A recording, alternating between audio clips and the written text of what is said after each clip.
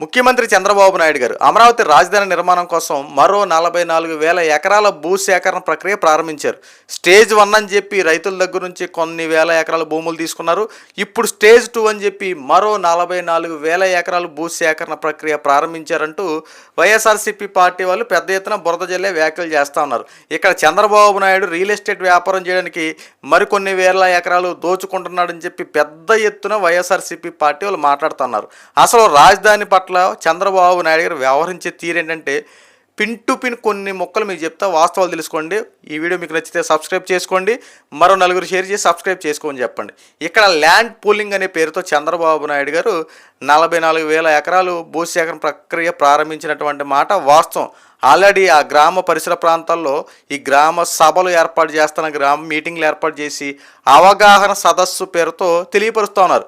ఎందుకు 44,000 ఎకరాలు ఇప్పుడు తీసుకోవడానికి మేము భూసేకరణ ప్రక్రియ ప్రారంభించామని చెప్పి దాని గురించి ఎక్స్ప్లెనేషన్స్ కూడా ఇస్తూ ఉన్నారు. రైతులు కూడా భూములు ఇవ్వడానికి అంగీకారం తెలిపారు.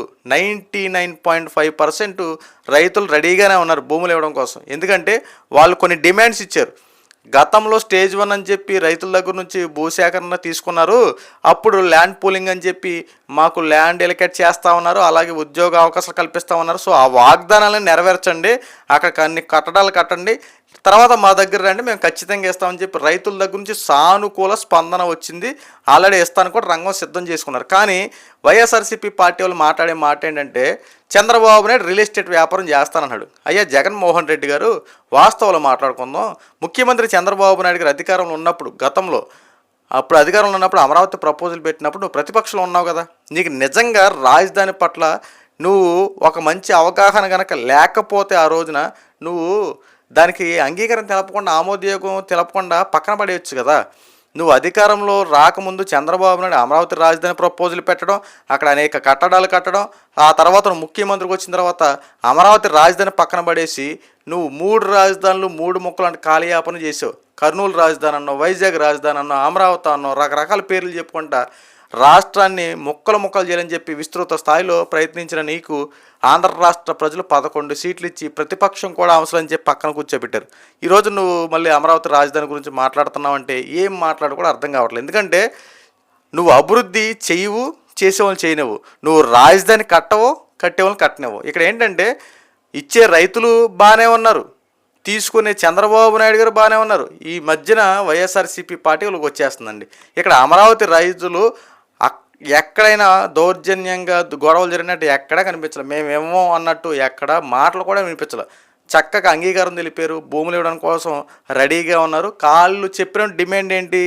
మీరు స్టేజ్ 1లో ఎలాంటి వాగ్దానాలు చేశారు, భూమి ఇస్తే ఆ వాగ్దానాలు నెరవేర్చండి, తర్వాత మా దగ్గర రండి, మేము ఇష్టపూర్వకంగానే ఇస్తాం, మేము ఎట్టి పరిస్థితుల్లో ప్రభుత్వానికి వ్యతిరేకం కాదు, మేము భూమి ఇస్తాం, రాష్ట్రానికి రాజధాని అనేది ఇంపార్టెంట్, ఖచ్చితంగా రాజధాని నిర్మాణం కోసం మాకు ఇవ్వండి అని చెప్పినారు. తర్వాత చంద్రబాబు నాయుడు గారిని ఇంకొక ప్రశ్న అడిగారు.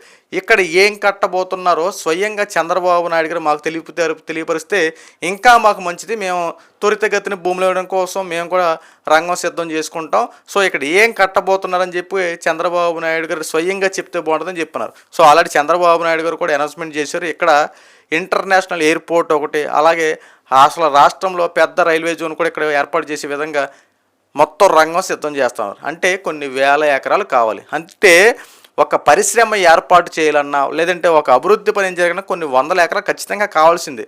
సో ఇప్పుడు ఒక ఫ్యాక్టరీ కనుక ఏర్పడితే ఏం జరుగుతుంది?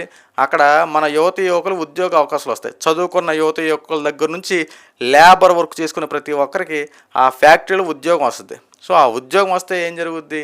నీ కుటుంబాన్ని నువ్వు పోషించుకోగలవు, అలాగే మన సంపద మనం సృష్టించుకోగలం, మనకు కావాల్సినటువంటి రాష్ట్రం అభివృద్ధి జరుగుద్ది, మన ట్యాక్స్లన్నీ ఒకటొక్కటిగా తగ్గుతూ ఉండి మన రాష్ట్రానికి ట్యాక్సులు కడతాం, మన నిత్యావసర రేట్లు తగ్గుతూ ఉండే. సో రాష్ట్రానికి రాజధాని కనుక ఏర్పడితే ఒక్క చంద్రబాబు నాయుడు గారికి, టీడీపీకే కాదు, యావత్ రాష్ట్ర ప్రజలు మంచి జరుగుద్ది. చాలామంది మాట్లాడే మాట ఏంటంటే చంద్రబాబు నాయుడు గారు ఏదో స్వార్థపూరితంగా కట్టేస్తున్నాడు, టీడీపీ వాళ్ళు కావాలని చెప్పి ఆ అమరావతినే ప్రపోజల్గా పెడతామని చెప్పి బురద జల్లి వ్యాఖ్యలు చేస్తున్నారు.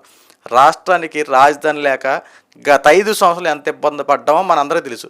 సో దయచేసి ఇప్పటికే అమరావతి రాజధాని మీద ఇంకా బురద జల్లే వ్యాఖ్యలు చేయడం కాస్త తగ్గించి ఆ రాజధాని పనులు త్వరితగతిన పూర్తవాలని చెప్పి అందరం చేయి కలుపుతాం. లేదంటే ప్రశాంత్ దాని మీద ఎలాంటి బ్యాడ్ కామెంట్స్ కానీ ఎలాంటి బురద జల్లే వ్యాఖ్యలు చేయకుండా సపోర్ట్ చేయండి. అంతే తప్ప జరిగేదాన్ని జరగనీయకుండా కుంటి పడుపులో దయచేసి చేయకండి.